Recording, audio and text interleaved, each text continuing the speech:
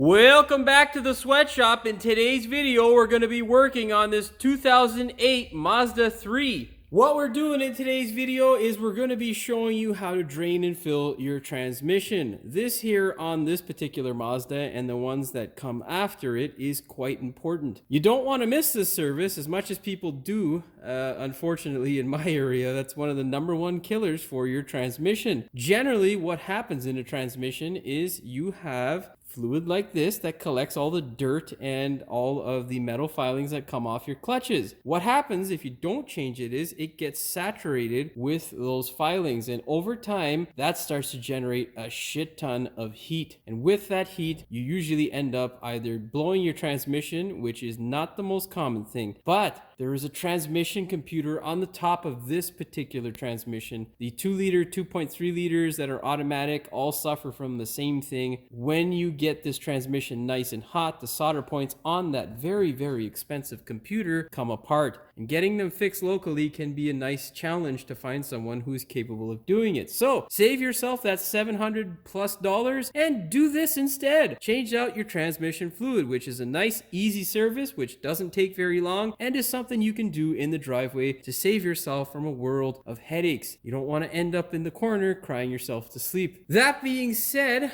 we're obviously going to go through the whole process in today's video, show you what you should be looking for in terms of fluid quality and how to check it. And I'm going to give you a trick that I usually do to speed this service up and make my life and your life quite a bit easier. Of course, before we jump into it, do me a big favor. Hit that subscribe button as well as the notification bell so you never miss one of my new videos. Now, if you're crazy enough to do this at home or, well, doing it out of necessity because you don't have any money like I don't, then employ the use of jack stands, because you don't want your brilliant Mazda sitting on you while you work on it, because you probably won't be able to work on it very long after it's sitting on you. Anyhow, that sounded stupid. Use jack stands. You don't want to die under your car.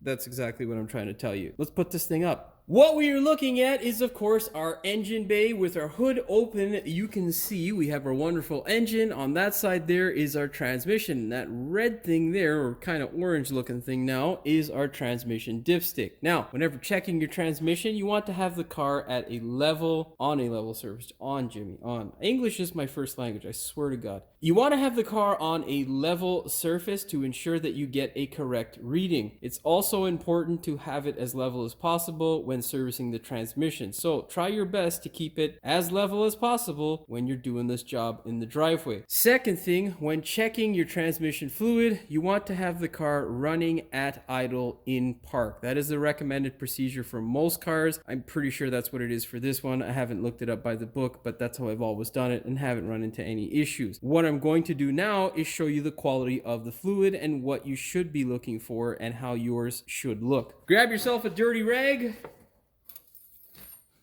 and pull your dipstick out.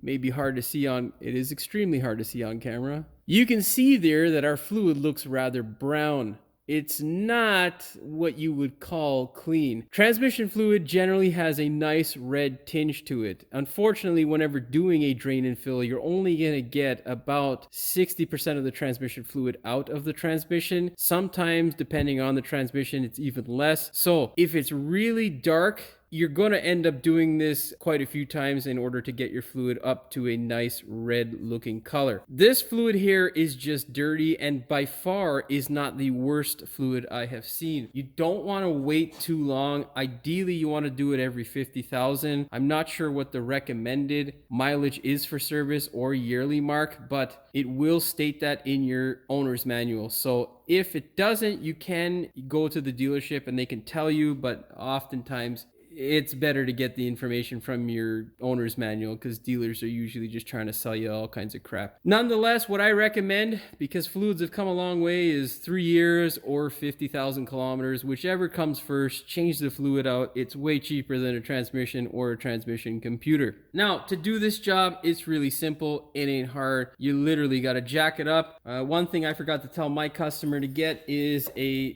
drain plug gasket. Of course, it's not absolutely needed. it unless yours is completely in terrible shape. We're going to reuse ours, so if you're scared of reusing a gasket and you're going to make some stupid comments, just go to another video. What we're looking at is the transmission pan. This guy here. When you crawl underneath the vehicle, you will see this towards your firewall, and that there is the front of the vehicle. This here is the bolt that we're looking at touching. It is a 19 mil. What you want to do before you touch that 19 mil is two things. You want to get yourself an oversized funnel, and you want to get yourself a old oil container that holds at least 5 liters of fluid.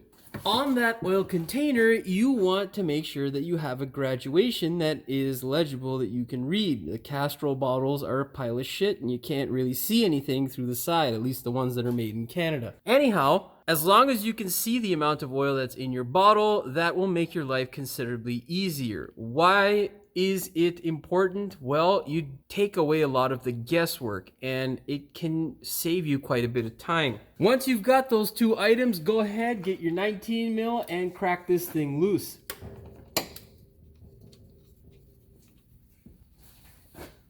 Now, of course, this is a bit of a stupid design because Ford had its hand up Mazda's ass, so that's the sort of shit that happens when you have a stupid design with a parent company that is mildly retarded. Anyhow, the oversized funnel should catch most of it unless you're talking on video and not paying full attention. What you're gonna do is just let this guy drain into this wonderful bucket. Give it a nice 5 to 10 minutes to drain out. It's kind of hard to see, but through the light, this fluid isn't the worst I've seen, but it is pretty dirty. It's 100,000 kilometers on this fluid, which I think is, I don't know how many miles that is. I think it's, or I don't know how many miles that is. I think it's like 70,000 or 68,000 or something. Nonetheless, it's quite a bit, and the fluid's relatively cheap from Mazda, so, well, it used to be cheap. I don't know. I haven't bought in probably about 6 months, so everything seems to be going up wildly, you know, because,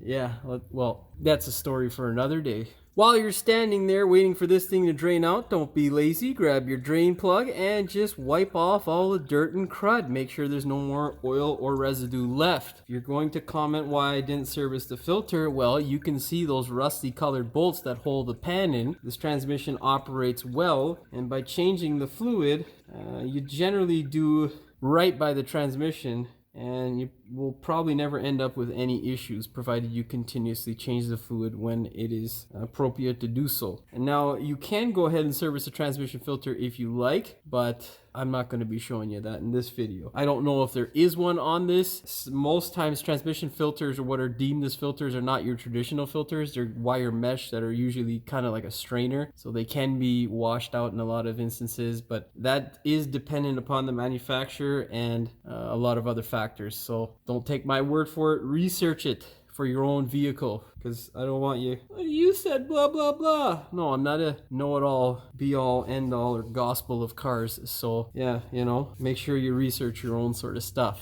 All right, I think that thing's done draining. Well, we'll give it a couple minutes while I go on that wonderful program ShopKey to spend an hour searching up the torque spec for this goddamn drain plug. All right, after letting it drain out, our next 2 steps, our most crucial one, is to stop the flow of fluid. So take your drain plug, employ the use of a new washer. If you don't have one, not the end of the world. Just make sure it's nice and clean and not overly corroded. You can see there, ours is still in good shape. There is a torque range ranging from 22 foot-pounds to 30 or 30 to 40 newton meters. Of course, I'm going to select the higher range because I want this guy to crush just a little bit more than what it did out of the factory. Make sure there is no dirt. And then thread her in, of course, by hand. You never want to use a power tool. If you're somehow special enough to employ the use of a power tool in this little space, don't use it. Use a ratchet.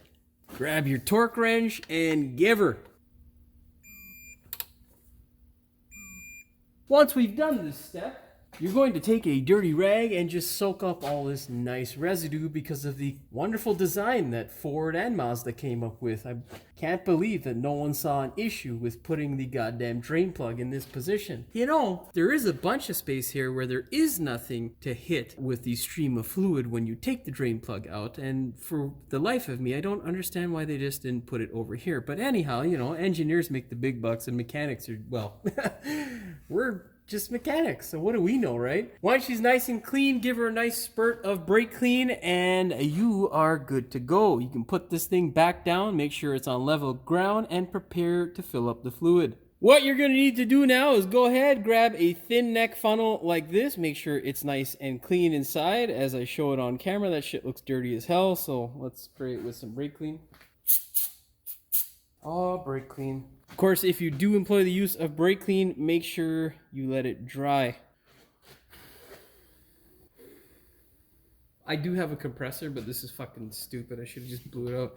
Anyhow, pull your dipstick out of place. Go ahead, slide your funnel in, and then rotate it so that it is not... well, you want it like this, essentially, so you can chuck the bottle in there. Also, you want it to sit nicely in there. Now, what you're going to do is take this guy here and you're going to put it on a level surface and see how many liters of fluid came out of your transmission. We got 3 liters out of this thing, so I'm going to dump in just shy of 3 liters. The reason why it's just shy is because in your transmission you get something called condensation that happens, especially if you do a lot of short driving, and that can add to the total sum that is in your bottle, meaning that you're not just draining out oil, you're draining out water as well. Yes, it's a small amount, but it can have an effect, and you obviously don't want to overfill your transmission because getting the transmission oil out of the transmission is a bit of a pain in the ass. What you're going to do now is once you figure out how much oil is in that waste oil container, you're going to grab the appropriate amount of bottles, dump in just shy of what the total number is. For example, if it is 3 liters, like in my case, you're going to dump in just shy of 3 liters, maybe leave 200 milliliters out of the transmission. That way you can top up appropriately, not overfilling your transmission. And then you're gonna start the car up, check the fluid level, and then we will instruct you further. I will, because there's nobody else doing this shit. Once you dump in the bulk of the transmission fluid, start it up and then let it heat up, come down to idle, and then I'll tell you what to do. Now, this particular Mazda does not like swallowing fluid very fast, so this could be a time-consuming process. Most times it's because the vent can sometimes get plugged up with a bit of dirt. Wouldn't be overly concerned about it. Just take your time and give it to her nice and slow, because yeah, if you give it to her too fast and hard, it's gonna spill and splatter and burble everywhere, and it's just a pain in the ass to clean up. So yeah, take your time. That's your tip of the day. Just the tip and nothing else. When you've put in the amount of oil that you need, go ahead, fire the thing up, and then we'll let it come down to idle.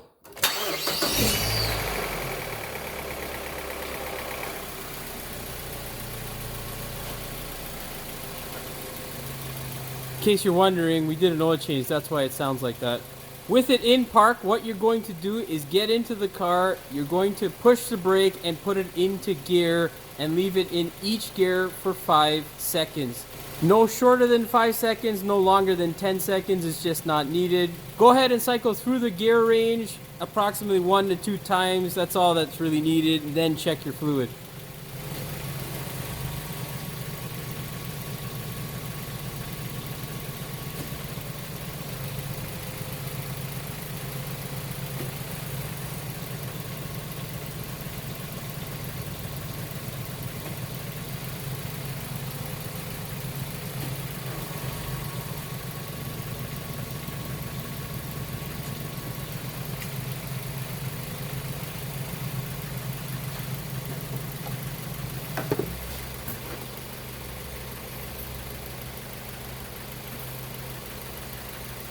And there you can see we're just at the C for the 65 degrees Celsius. Essentially, that is the range that you need to have in order to have this thing not be overfilled when you drive it, because obviously your transmission fluid is going to heat up. You can see there we're just under that line and just at the C. I'm going to go ahead and add another 100 milliliters. That's all that's left in the bottle, and we will be good to go. As you can see there, we're right at the full mark. This thing has been running now for approximately about 10 minutes. if you're running it, make sure you run it outdoors because, well, carbon monoxide's not your friend. If you want, you can go ahead and hook up a scan tool to tell you what the temperature is. Not really necessary with these types of cars, to be honest with you. Much more of a vital process with these CVTs. In terms of the color, you can see there, it is a lot less red than when it first went in, and that is normal. The reason being is because your torque converter holds approximately, well, in this transmission, it holds approximately 60% of the fluid because we only got 3 liters out of this thing. So, like I say, it's always best to have extra. Now we just have 2 returns to drop off instead of having a bottle of fluid to pick up with a car that you're probably going to be stranded with if you don't have enough fluid in it. So, always get extra fluid. Most dealerships aren't ridiculous and will let you return the excess fluid that you purchased. That being said, make sure you take care of this every 50,000 at least, or at least every 3 years. It'll save you long term. I would show you the transmission computer, but it's rather a pain in the ass to get to, and well, who knows, maybe the thing might blow up on another Mazda and I'll show you how to replace it someday. But most of these cars have gone the way of the dodo because they've all rusted up here in Canada, so I probably won't have a video for that in the pipeline. Nonetheless, that was rather pointless and not really important to this video. Anyhow,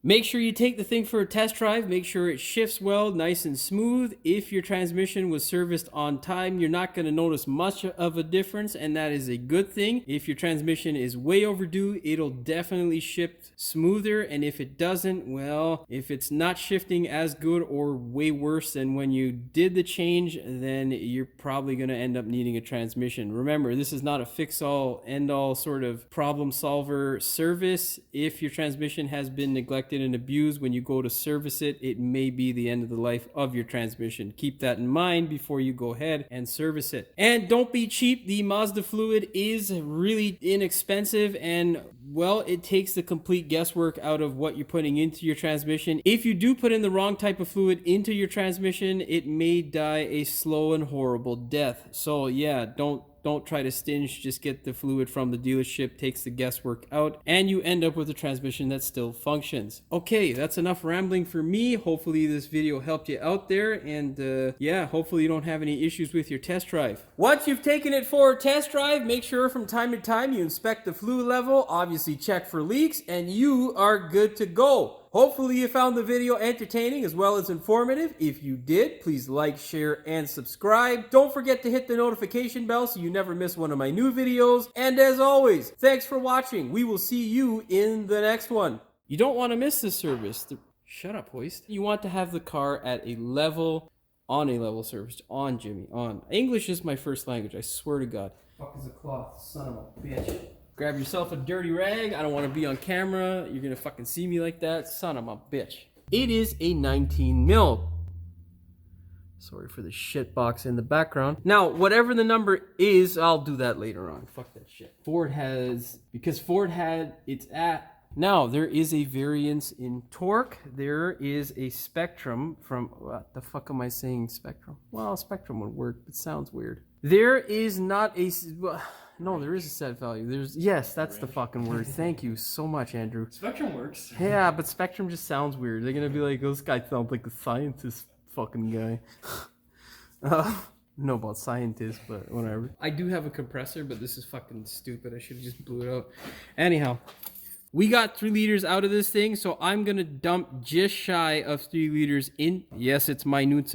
Yes, it is a little. Oh, for fuck's sake, minute. A little. Yes, it's a little bit. Oh, goddamn. Grab the appropriate amount of bottles for your transmission. Start filling it up. Once you get close to the amount of transmission fluid that you drained out of your transmission, stop, give it a while, then you can start up your transmission. Or the fuck. I'm gonna stop this motherfucker before I have my brain explodes. As I was saying before my brain crashed, I can't say that because it's all going to the bloopers. It won't make sense. Once you figured out how much transmission fluid is in your bucket, you're going to go ahead, grab the appropriate amount of bottles that are needed, and just dump in a little bit shy of what the total amount is that is in your oil container. That fucking sounds all stupid. It's retarded, man. You're going to go ahead, dump in the amount of fluid. Oh, what the fuck did I say now? I can't even fucking remember. Retake. Son of a bitch. Just fucking end this. After you determine how much fluid it is you need based on what's in the container, go ahead, dump in just shy of what is in the container. No, they're probably going to dump in the oil fluid, then I'm going to fuck the transmission up. After you determine how much fluid it is that you need, what you're going to do is dump in the majority of it. You're going to leave... Oh, dude, this is my fucking brain is just, why can't I compute this or come up with a sentence that makes sense in my head? This is very simple, Jimmy. You can do this. For fuck's sakes. I gotta hang up the boots right now. This is bullshit. I'm fucking done, bro. Of course, once you get to that, of course, go ahead and cycle through the gear. Yeah. Focus, you fucking pile of shit. Show you here, but you can see here it is starting to... I think that's fucking all I got to say. Yeah. Oh yeah. If you do put in the wrong type of transmission, you can, and oh, for fuck's sakes, transmission fluid, Jimmy.